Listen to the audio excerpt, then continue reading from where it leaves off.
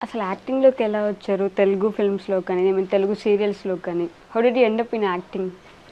Like స్టార్టింగ్‌లో planning ఏం లేదు. ఓకే.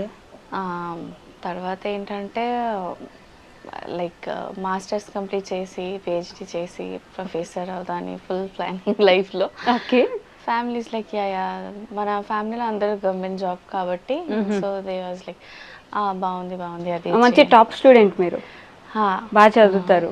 సో అప్పుడు మోడలింగ్ అసైన్మెంట్స్ లైక్ మనకి ఫొటోస్ చూసి అప్పుడు యాక్చువల్లీ టిక్టాక్ ఏం లేదు కాబట్టి ఫొటోస్ చూసి ఫేస్బుక్లో ఫొటోస్ చూసి దే వాజ్ లైక్ మీరు మోడలింగ్ చేస్తారనేది ఫోటోషూట్ చేస్తారని అడిగారు. సో ఓకే చలో if I'm getting some amount of money why not part time type.